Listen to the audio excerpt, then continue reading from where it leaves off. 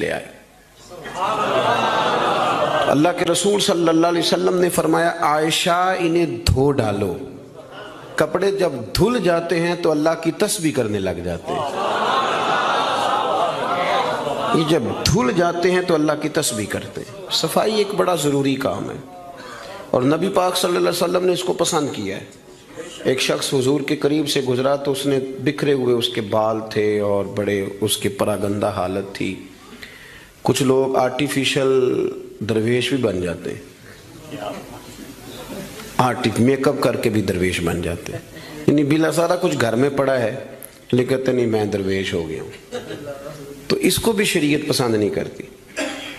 تو صحیح ستہ کے اندر یہ روایت موجود ہے کہ نبی کریم صلی اللہ تعالیٰ علیہ وسلم کے پاس سے وہ شخص گزرا تو حضور نے بلا لیا اور بلا کر کے فرمایا یہ کیا حال بنایا ہوا ہے، تیرے کپڑے کس طرح کے، کنگھی کیوں نہیں کی؟ تو اس نے اس کی حضور بس وہ سرکار فرمانے لگے تیرے اوپر تو اللہ کا بڑا فضل نہیں، بڑی خیر نہیں، رب نے بڑا مال عطا کی؟ حضور بالکل ہے۔ محبوب فرمانے لگے جا پھر جا کے اچھے کپڑے پہن، رب جب فضل کرتا ہے تو اس کا اثر دیکھنا پسند فرماتا ہے۔ پھر یہ جان بوجھ کے اس طرح کا رویہ تو نہ اپنا کہ کسی کو پتہ نہ چل جائے میرے پاس پیسے ہیں، ایسے نہ کر۔ تو صفائی ستھرائی، آپ ظاہری طور پر اگر آپ صاف ستھرے نہیں ہوتے تو آپ کسی محفل کے قابل نہیں رہتے۔ آپ چار دوستوں کی محفل میں بیٹھنا اپنے لیے بوجھ محسوس کرتے ہیں، تکلیف ہوتی ہے کہ یار میرے کپڑے ٹھیک نہیں۔ صحیح بتائیے گا، اگر انسان کے کپڑے صاف ستھرے نہ ہوں اسے سکون نہیں آتا، تو اگر اس کے دل پہ میل کچیل ہو۔ بہت سارے لوگ کہتے ہیں مجھے سکون نہیں، لیکن ہم ڈرتے ہیں نا، ہم ان کو بتا نہیں سکتے، ڈرتے ہیں۔ بے سکونی کی کچھ وجوہات ہوتی ہیں، کچھ سبب ہوتا ہے۔ آپ کے کپڑے میلے تھے تو آپ بے سکون تھے، تو اگر آپ کا دل میلا کچیلا ہے نا، روح پہ کوئی دھبا لگ گیا ہے، یہ دھبے ہوتے ہیں۔ حسد ایک دھبے کا نام ہے، عداوت ایک دھبا ہے، تکبر ایک دھبا ہے، یہ سارے دھبے ہیں۔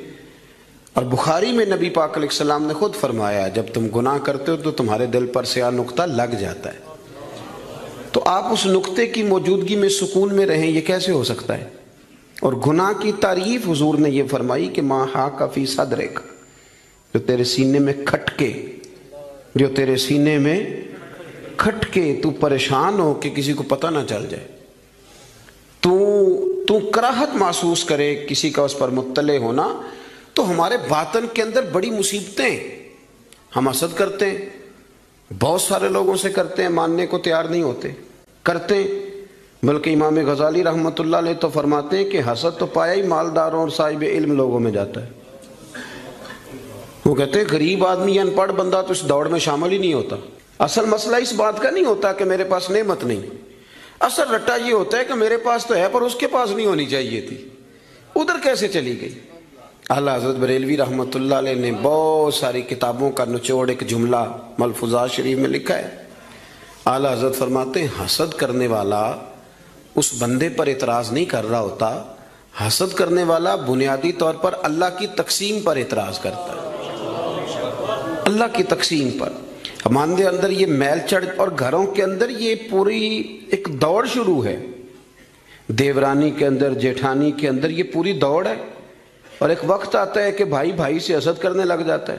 کیسے سکون پائے گا؟ حسد ایک آگ ہے، اور ترمذی شریف کے جو لفظ ہیں حدیث کے وہ بڑے نرالے ہیں۔ نبی پاک صلی اللہ علیہ وسلم نے فرمایا حسد نیکیوں کو یوں کھا جاتا ہے جیسے خشک لکڑی کو آگ کھا جاتی، یعنی وہ کھائی جاتی ہے، لکڑی کی اپنی کوئی حیثیت باقی، تھوڑی دیر پہلے وہ لکڑی تھی اور اب وہ خاک ہے۔ حسد کھا جاتا ہے تو اور پھر مزے کی بات یہ کہ یہاں حضور نے ایک اور بھی بات بیان کی، میں حسد نیکیوں کو کس کو کھاتا ہے؟ اس کا مطلب ہے حسد کرنے والے نیک بھی ہوتے ہیں، نیک لوگ بھی حسد، یہ سرکار نہیں فرمایا نا، حسد نیکیوں کو، اس کا مطلب ہے یہ حسد کرنے والے کچھ نہ کچھ نیک بھی ہوتے ہیں، نیکیاں بھی کرتے رہتے ہیں، حسد بھی کرتے رہتے ہیں، تو وہ ہوتا یہ ہے کہ وہ ساتھ ساتھ ضائع ہوتی ہے۔ حسد نہ کریں، رشک کریں، رشک کریں۔ آپ کہیں کیا بات ہے، جناب عائشہ صدیقہ رضی اللہ تعالیٰ عنہ فرماتی ہے میں نے ساری زندگی سیدہ خدیجہ الکبریٰ پہ رشک کیا ہے۔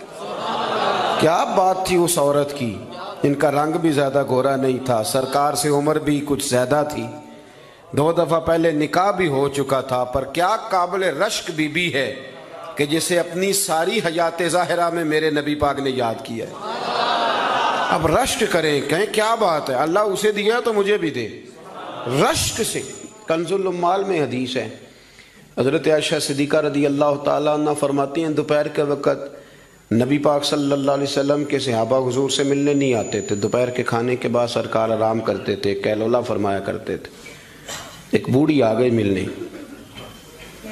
اس وقت صحابہ نہیں آتے تھے، بوڑھی آ گئی اور دروازے پہ آ کے جب اس نے اپنی آواز نکالی نہ، پوچھا کون ہے، تو اس کی آواز، کچھ آوازیں بندہ بڑا ان کا شناسا ہوتا ہے نا، وہ بڑی ذرا ٹھہر جا مؤذن میرا دل دھڑک رہا ہے، وہ کہیں کعبہ گر نہ جائے تیری شوخ اور مست اذان سے، کچھ آوازیں بندے کے کان میں پڑتی ہیں تو مزہ آتا ہے نا۔ تو وہ خاتون باہر جب بولی تو سرکار دو عالم علیہ السلام آرام فرماتے فٹافٹ اٹھ گئے، حضور نے دروازہ کھولا، بوڑھی کو بٹھایا، کھانا کھلایا، دیر تک وہ باتیں کرتی رہی، سرکار جواب دیتے رہے، اور جناب عائشہ صدیقہ کہتے ہیں لوگ پہلے بھی بڑے آتے تھے پر آج ذرا انداز نرالا تھا، حضور نے بڑی محبت کی، جانے لگی تو حضور نے تحفے بھی بڑے ہی دیے، میرے کریم نے بڑا ہی پیار کیا، بڑا نوازا۔ میرے دل میں خیال آیا کہ یہ خاتون جاتی ہے، حضور بھی جائیں گے، رات کو واپس لوٹیں گے تو میں پوچھوں گی یہ کون تھی، لیکن وہ چلی گئی، حضور تو لیٹ گئے اور گہری سوچ میں چلے گئے۔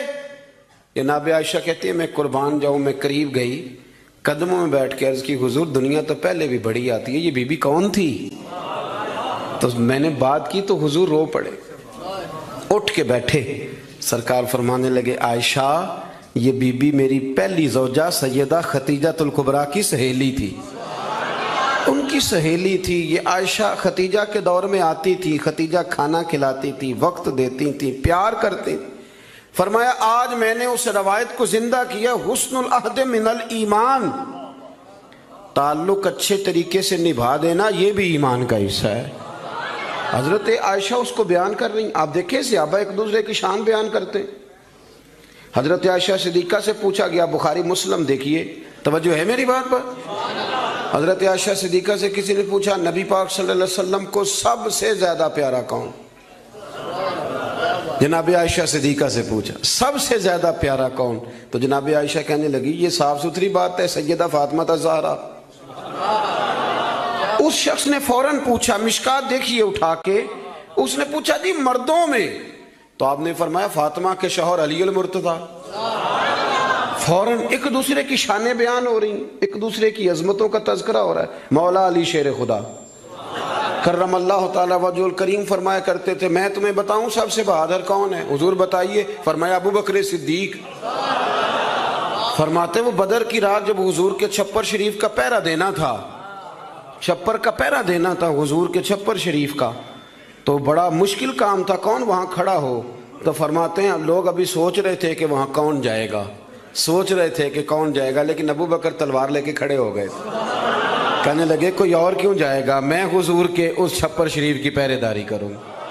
تو ایک دوسرے کی تعریفیں کر رہے ہیں، ایک دوسرے کی فضیلتیں بیان کر رہے ہیں، یہ رشک کرتے تھے۔ حسد ہمارے ہاں نا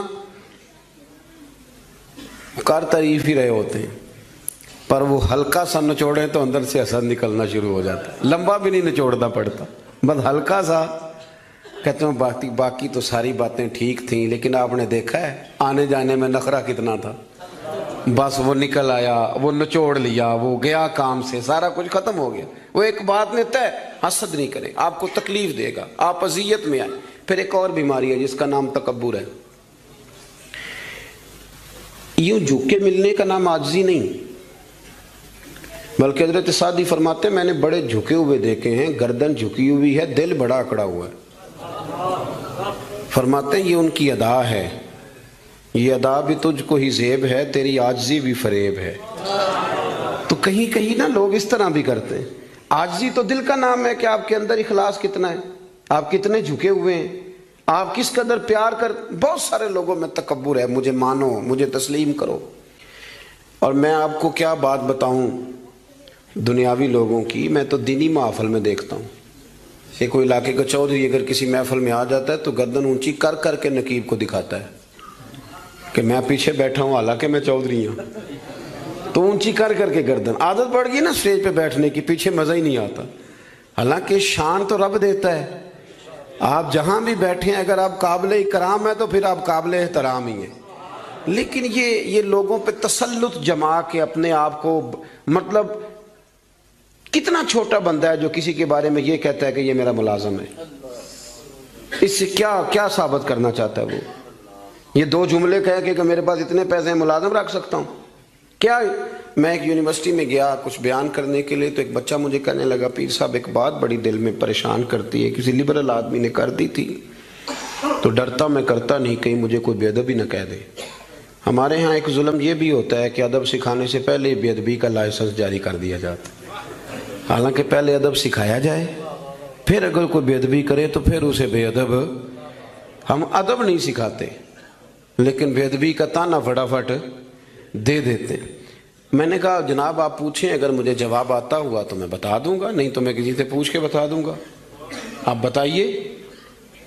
وہ کہنے لگے جی مجھے کسی نے کہا ہے کہ نبی پاک صلی اللہ علیہ وسلم کے زمانے میں غلامی ختم نہیں ہوئی تھی، اس زمانے میں غلام بکتے تھے اور اسی طرح بکتے تھے، خریدے جاتے تھے، تو ایک آرڈر فرما دیتے غلامی ختم ہو جاتی۔ اور میں نے کہا یار یہ تو کوئی بڑا سوال ہی نہیں ہے، آپ بلا وجہ ڈر رہے ہیں، یہ کوئی بڑا سوال ہے، یہ حضور نے غلامی ختم کر دی تھی، آپ پڑھیے ابو داؤد شریف، ختم ہو گئی غلامی، توجہ ہے میری بات پر؟ ادھر دیکھا جی میری طرف، حضور نے غلامی ختم کر دی، غلامی رہی نہیں۔ کہنے لگے وہ کس طرح؟ میں نے کہا ابو داؤد شریف پڑھ لیں۔ حضرت ابو ذر غفاری رضی اللہ تعالیٰ عنہ فرماتے ہیں کلمہ پڑھنے آیا، جب واپس جانے لگا تو حضور نے بڑی نصیحتیں فرمائی، ان میں سے ایک نصیحت حضور نے یہ کی ابو ذر یاد رکھنا تمہارے غلام تمہارے بھائی ہیں۔ غلام تو وہ رہے نہیں، انہیں تو مدینے والے رسول نے بھائی بنا دیا ہے، آپ کو کس نے کہا وہ غلام ہے؟ وہ غلام، میں سیاستہ کی روایت پیش کر رہا ہوں، فرمایا تمہارے غلام تمہارے، ادھر دیکھیں میری طرف، تمہارے غلام تمہارے بھائی ہیں۔ اور نبی کریم نے فرمایا جس طرح کا خود کھانا اسی طرح کا انہیں کھلانا، جس طرح کا خود پہننا اسی طرح کا انہیں۔ غلام رہے گا جب وہ آپ کے جیسے کپڑے پہنے گا، آپ، وہ الگ بات ہے کہ جتنا مرضی وہ ہیومن رائٹس پہ بات کرے، انسانی حقوق کی تنظیمیں چلائے، غلام کو، ملازم کو اس طرح کی روٹی نہیں کھلاتا جس طرح کی خود کھاتا ہے، اسے اس طرح کے کپڑے پہناتا نہیں جس طرح کی خود پہنتا ہے۔ لیکن نبی پاک علیہ السلام نے یہ اعزاز فرمایا جس طرح خود کھانا اسی طرح انہیں کھلانا، جس طرح کا خود پہننا اسی طرح کا انہیں پہنانا۔ اور حدیث کا آخری جملہ یہ ہے کہ سرکار فرمانے لگے ان کی طاقت سے زیادہ ان پر بوجھ نہ ڈالنا، اور اگر کبھی انہیں کوئی ایسا کام بتاؤ جو ان کی طاقت سے زیادہ ہو تو پھر اس کام میں ان کی مدد بھی کرنا۔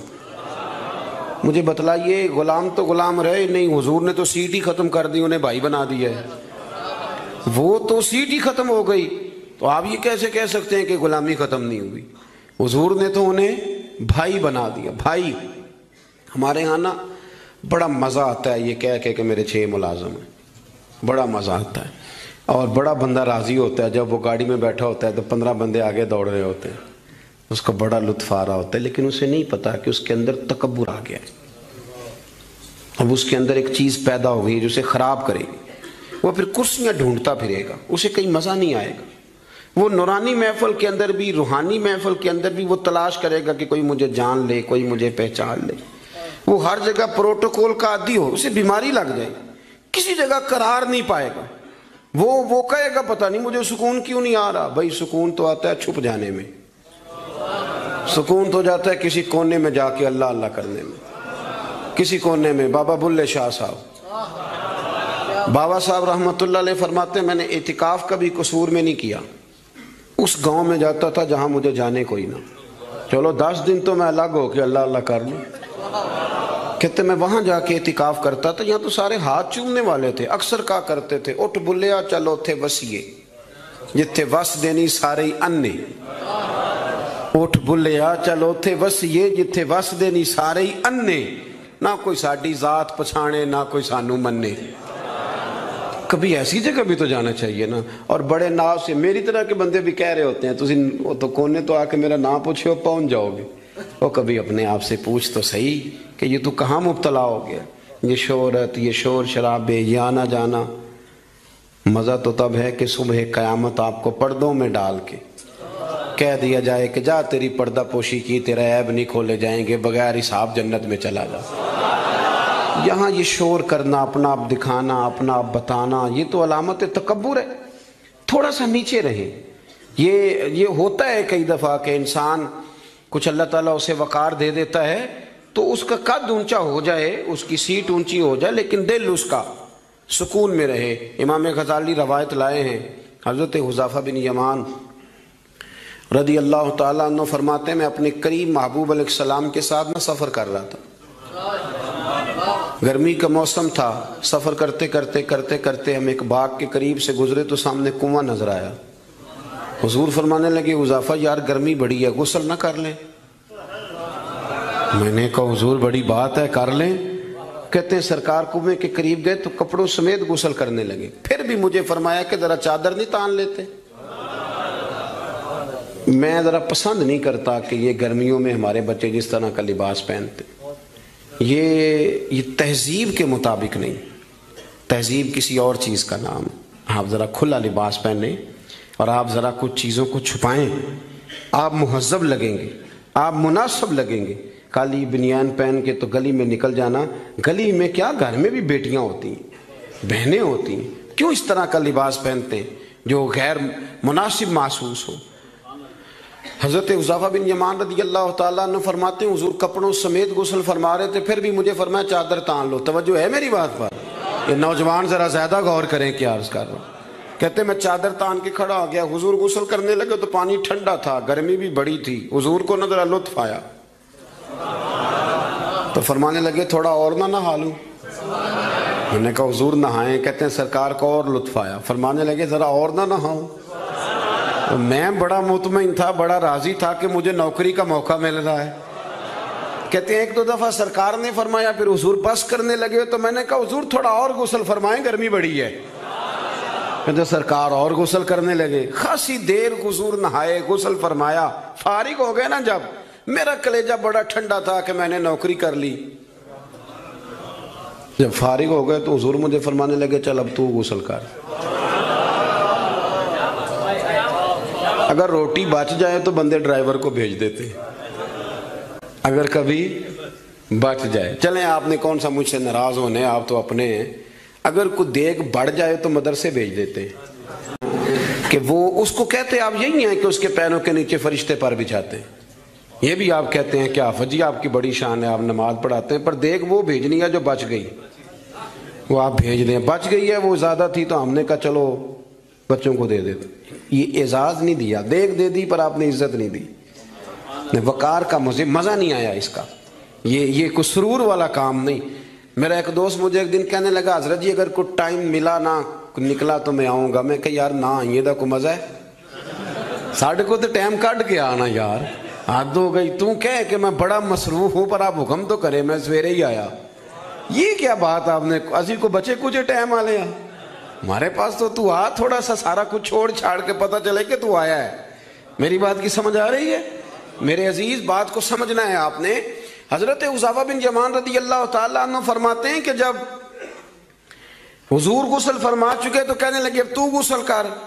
کہتے ہیں میں غسل کرنے لگا تو سرکار نے فرمایا چادر مجھے دینا، میں تان کے کھڑا ہو جاؤں. یعنی نبی کریم کی بات کر رہا ہوں. وہ ساری زندگی پیر صاحب نوکری کراتے رہتے ہیں، مرید پہ چڑھ جائے نا قرضہ تو کہتے ہیں اس کا ذاتی معاملہ ہے. تو جب تیرے گھر جھاڑو دے رہا تھا پھر نہیں ذاتی معاملہ تھا؟ تھوڑی تو بھی پیار کر لے، کبھی تو بھی ان کے ساتھ کہہ. وہ میرے ایک دوست ہیں پیر صاحب، تو عرس پہ میں گیا ہوا تھا تو ان کا بچہ وہ اپنے بیٹے سے پوچھتے ہیں کہ پتر وہ دال والا جو دیگ ہے وہ گرم ہی ہے نا؟ کہنے لگا ابا جی بس ٹھیک ہی ہے چل جائے گی. یعنی گرم کرنا بھی پسند نہیں صاحبزادے کے لیے.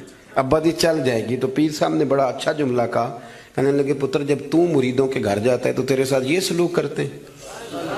اس طرح تو نہ کر یار، کم از کم تیرا زور لگے گا ایک آرڈر ہی کرنا ہے ذرا گرم ہو جائے. پر ہم سمجھتے نہیں نا چیزوں کو. الا ماشاءاللہ اچھے لوگوں کی بات نہیں کرتا. میرے بھائی حضرت حذیفہ بن یمان رضی اللہ تعالیٰ عنہ فرماتے ہیں قربان جاؤں کریم رسول نے چادر تان لی, میرے لیے چادر تان لی, میرے لیے.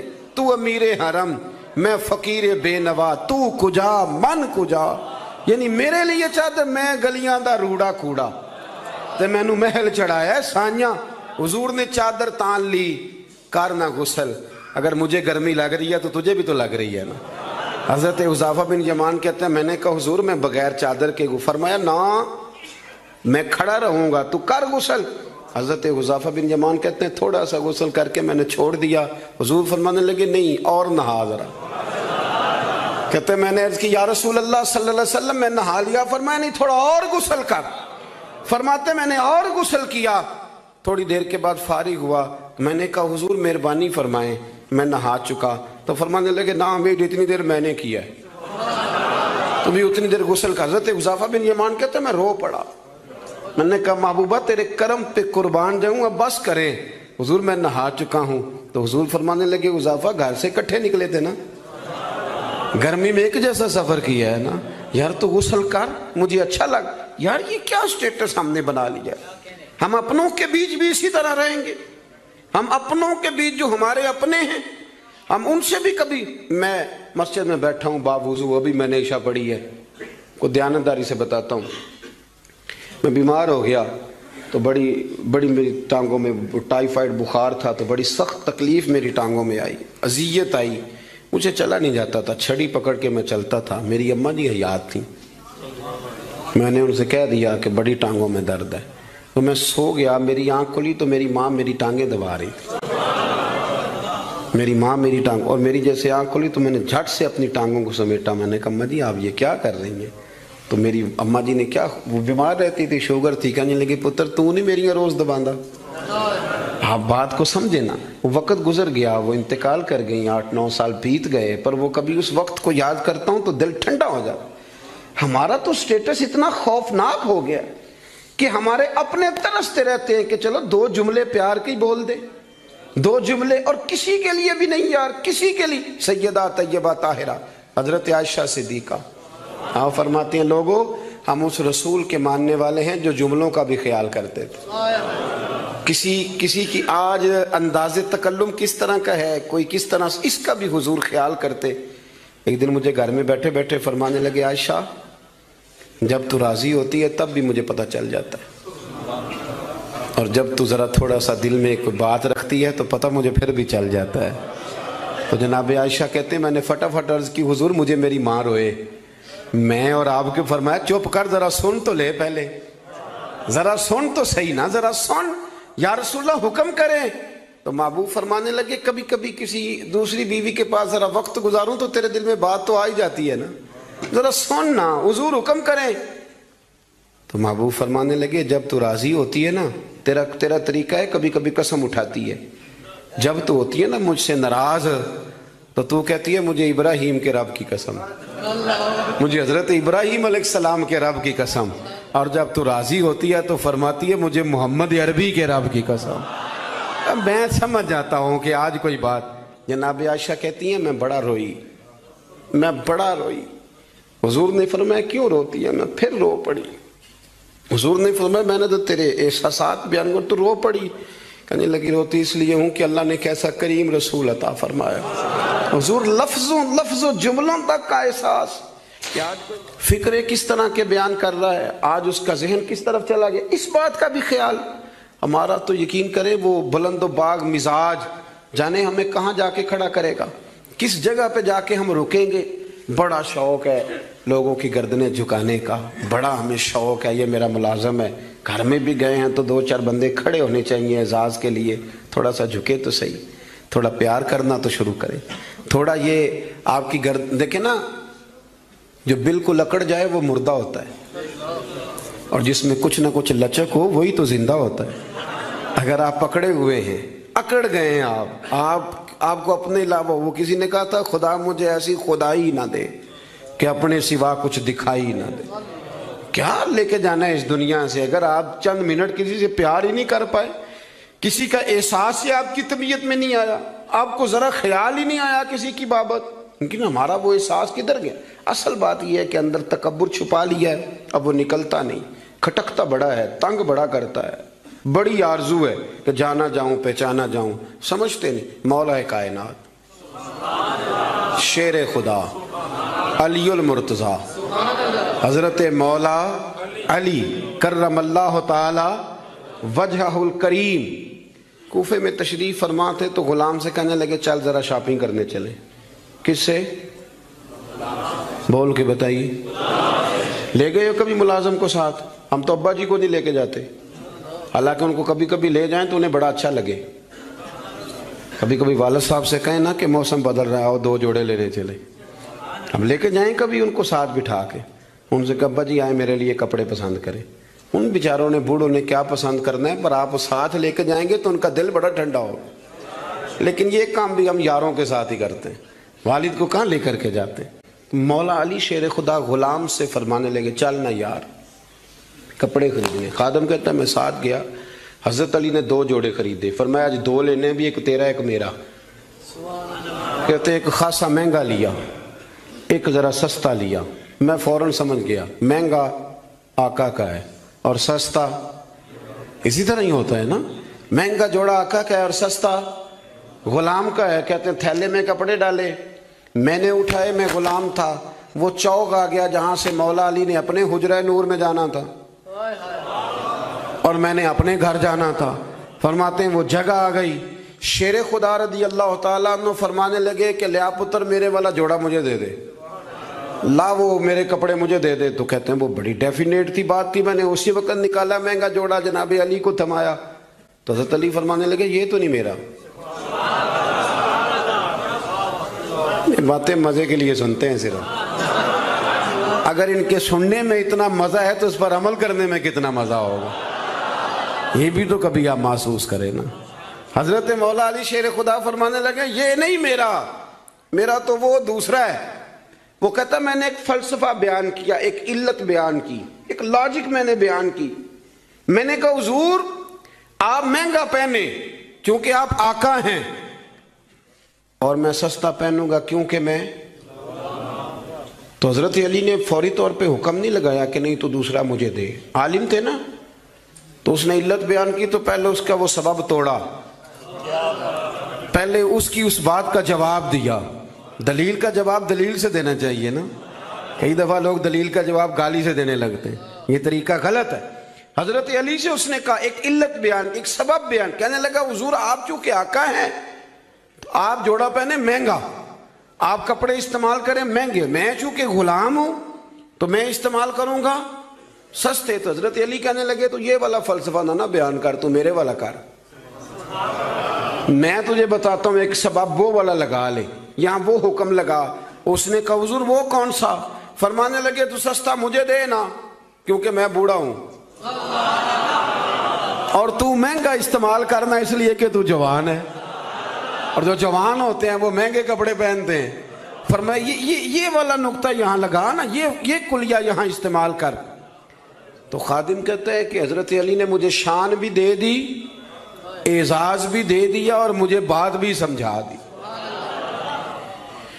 تیسری بات ہے، اس کا بھی ضرور خیال رکھیں ہمیشہ اپنی زندگی کے اندر، آپ کو سکون ملے گا، آپ کو اطمینان ملے گا۔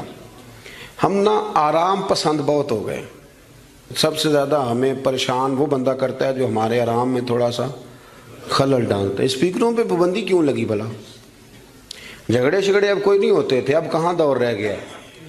اب تو صرف لوگوں کی نیند خراب ہوتی تھی، اور جو سوسائٹیوں میں رہتے ہیں نا ان کے لیے زیادہ مسئلہ تھا۔ ہم ذرا سا بھی اپنی نیند قربان کرنا، اپنے اوپر تھوڑا بوجھ لینا پسند نہیں کرتے۔ رات کو کچھ لوگوں کو جاگتے رہنا بڑا ضروری ہے، ڈاکٹر کے لیے اپنا موبائل آن رکھ کے اسے سونا چاہیے، یہ میری گزارش ہے، اس لیے کہ کسی وقت بھی کوئی مریض اس کو فون کر سکتا ہے۔ جو لوگ سیکیورٹی اداروں سے تعلق رکھتے ہیں ان پر ضروری ہے کہ وہ رات بھی اپنے موبائل کو آن رکھے، جن کی ذمہ داری میں کچھ لوگ ہیں۔ میرے پاس ایک ایسا نمبر ہے، رات بھر وہ نمبر، میرے پاس مدرسے کے بچے ہیں، وہ کسی وقت میری ضرورت پڑ سکتی ہے۔ مجھے سینکڑوں دفعہ کہا ہے گھر والوں نے بھی باہر والوں نے بھی کہ آپ اس کو بند کر دیں، تو میں کہتا ہوں پھر یہاں تو مدرسہ بھی بند کروں نا، کیا ہو جائے گا؟ مثلا نیند تو اگر اللہ آپ کو سکون دینا چاہے تو 20 منٹ کی نیند میں نیند پوری ہو جاتی ہے، اور اگر وہ مالک بے نیاز ہے کبھی نہ سکون آئے تو سارا دن نہ بستر سے نکلے، سستی نہیں جاتی۔ صحیح کہہ رہا ہوں میں؟ تو تھوڑی اگر آپ اپنی نیند قربان کر لیں گے کسی کے لیے، کسی کو سکون دینے کے لیے، تھوڑی سی نہیں دیتے ہم۔ ہمیں تو بس یہ ہے کہ میرے لیے سارے جاگیں گے، میں نہیں اٹھوں گا کسی کے لیے، ہر آدمی ہائی الرٹ کھڑا رہے۔ اس سے انسان بہت بڑا خود غرض ہو جاتا ہے، اور جب وہ کسی کو سکون نہیں دیتا تو پھر اسے نیند بھی نہیں آتی۔ اگر ہم تھوڑا اشار کریں۔ حضرت انس بن مالک رضی اللہ تعالیٰ عنہ فرماتے ہیں رات کا وقت تھا، مدینے کے کونے سے چیخنے چلانے کی آواز آنے لگی بڑی شدت کے ساتھ۔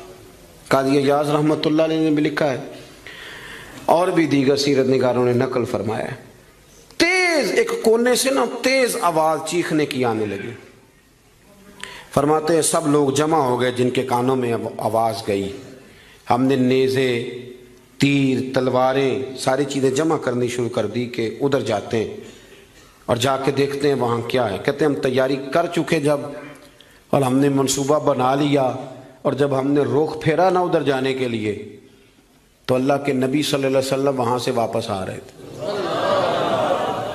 اور کہتے ہیں حضرت ابو طلحہ انصاری رضی اللہ تعالیٰ عنہ کے گھوڑے پر آپ سوار تھے، اور گھوڑے کی پشت پر کوئی اور چیز نہیں تھی، یعنی کوئی کجاوا نہیں ڈالا، کوئی کپڑا نہیں ڈالا، ننگی پشت پر حضور سوار تھے، ہاتھ میں ایک نیزہ تھا، اور حضور اکیلے گئے، اکیلے واپس آئے، اور آ کے فرمایا بھی سو جاؤ، کوئی پریشانی کی بات نہیں، وہ جانور لڑ پڑے تھے میں دیکھ آیا ہوں، کچھ بھی نہیں ہے، سارے آرام سے سو جاؤ، کوئی ایسا مسئلہ نہیں۔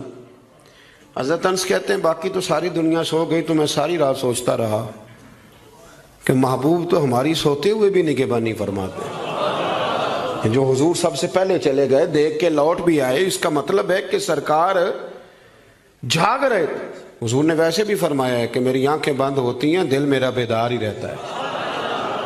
آپ یقین کریں اتنی خود غرضی، وہ پھر آہستہ آہستہ وہ خود غرضی، ہم پہلے خود غرض ہوتے ہیں، اپنے ابا جی سے کہتے ہیں کہ اب میرا گزارا نہیں ہوتا، میرے بھی بچے ہیں، یہاں سے ہم آغاز کرتے ہیں خود غرض ہونے کا۔ پھر کچھ عرصے کے بعد ہمارے بچے ہمیں کہنا شروع ہو جاتے ہیں کہ ابا جی اب ہمارا گزارا نہیں ہوتا، ہمارے بھی تو بچے ہیں نا۔ پھر وہ کبھی گونجتا ہے ہمارے کانوں میں ہمارا اپنا قول جو ہم نے کبھی کیا تھا اپنے والد کے لیے۔ اپنی زندگی میں اگر آپ عاجزی لے آئیں، انکساری لے آئیں، حسد چھوڑ دیں، پیار لے آئیں، رشک لے آئیں، اپنی زندگی کے اندر تھوڑا سا کسی کے لیے احسار کرنا شروع کر دیں، قربانی دینا شروع کر دیں، تھوڑا سا اپنے اوپر ہلکا سا بوجھ ڈالیں، تو شاید وجود تھوڑی دیر کے لیے تھک جائے لیکن روح کو بڑی آسودگی حاصل ہوگی، دل آپ کا سکون میں آ جائے گا۔ آپ ایسے محسوس کریں گے کہ میں اصلاح پذیر ہو گیا ہوں، میرے باطن کے اندر جو میل کچیل تھے وہ چھٹنے لگے، وہ دھبے اب آہستہ آہستہ کر کے دور ہونے لگے ہیں۔ آپ کی اس محفل میں بھلا مہمان خصوصی کون ہے؟ یہ بزرگ مشائخ تو آئے ہیں ہماری سرپرستی کر رہے ہیں، لیکن اس محفل کا سب سے خاص بندہ وہ ہے جس نے محفل سے پہلے مسجد میں جھاڑو دیا، جس نے صفیں بچھائیں، جس نے اشتہار لگایا، جس نے جذبہ کا اظہار کیا۔ اس بیچارے کی شاید فوٹو بھی نہ آئے، شاید بہت سارے لوگوں سے جانے بھی نہ، لیکن میں نہیں جانتا، حضرت نہیں جانتے، مفتی صاحب نہیں جانتے، پر جس رب رسول کے لیے کیا وہ تو جانتے ہیں نا۔ اچھا وہ میں نے اس طرح کے کارکنوں کو اکثر دیکھا ہے کہ وہ دور کھڑے مسکرا رہے ہوتے ہیں محفل کو دیکھ دیکھ کے، میرا جلسہ بڑا کامیاب ہو گیا، دیکھو جی میری محفل۔ ان کو جو آسودگی حاصل ہوتی ہے نا دوسروں کو صفحے بچھا کے دینے میں، اعزاز دینے میں، محنت کرنے میں، شہرت تو کسی اور کی ہوئی، پوسٹر پہ نام تو میرا لگا، فوٹو تو میری لگی، اس بندے نے کیا کمایا؟ اس نے اپنے دل کا سکون حاصل کیا، اس نے راحت کمائی، وہ ٹھنڈا ہوا، اسے اللہ تبارک و تعالیٰ نے سکون کی دولت دی۔ وہ رات کو جب سوئے گا تو کہے گا میں نے کمال نہیں کر دی، حالانکہ کسی کو کوئی پتہ نہیں، اس کی وہ جو ساری باتیں ہو رہی ہیں وہ رب رسول کے ساتھ ہو رہی ہیں، اللہ نبی۔ یہ والا سکون تلاش کریں، پھر آپ دیکھیں کتنی جلدی اللہ تعالیٰ آپ کے دل کو سکون دیتا ہے۔ یہ زیادہ دور نہیں ہے، یہ بہت مشکل کام نہیں ہے، کوئی چلے مجاہدے کرنے والا کام نہیں، یہ تھوڑا سا دل کی نگرانی کرنے والا